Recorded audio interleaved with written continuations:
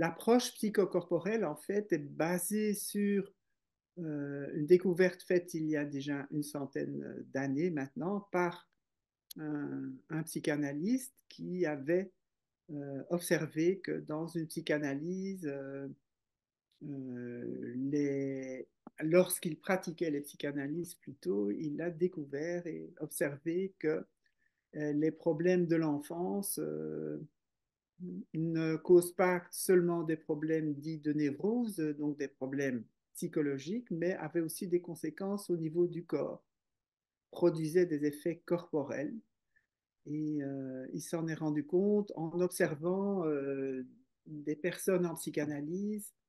qui étaient très inhibées émotionnellement et qui montraient des attitudes non verbales, donc corporelles, très figées, rigides, une respiration euh, inhibée aussi, très restreinte, donc des attitudes qui en fait euh, était le résultat de crispations musculaires chroniques qui ont été appelées cuirasses. Euh, et au niveau de la terminologie de la cuirasse, ça représente effectivement la métaphore de la cuirasse en, qui, en temps de guerre, protège les soldats des blessures qui viennent de l'extérieur et qui ont aussi pour effet de limiter les manifestations vers l'extérieur, des expressions ou des élans vitaux qui vont vers l'extérieur. Donc ça ferme dans les deux sens, c'est un peu comme un carcan qui se construit tout à fait involontairement dans le corps. En fait, c'est Wilhelm Reich donc, qui a découvert ce phénomène de la cuirasse. Il découvrait en fait que finalement, à l'origine des problèmes, on va dire, ou de personnalité ou de souffrance humaine, il y a toujours une question émotionnelle. Ce sont les émotions qui, les ressentis, donc ressentir douleur, peur, colère, ce sont les ressentis humains qui, lorsqu'ils sont trop durs que pour pouvoir être supportés, euh,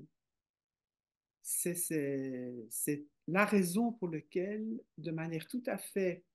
autonome, notre corps, notre organisme vivant va se crisper et faire un barrage à ses ressentis.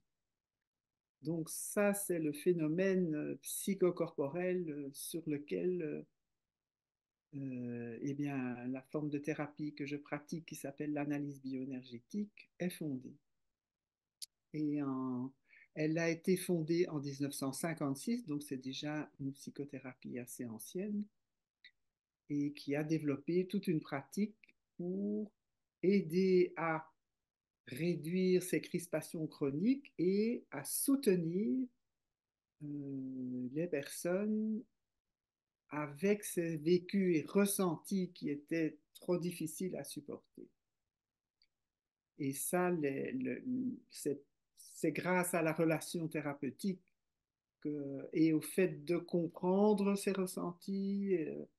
qui permet que ces ressentis puissent faire leur travail, en fait, on va dire, de cicatriser des blessures.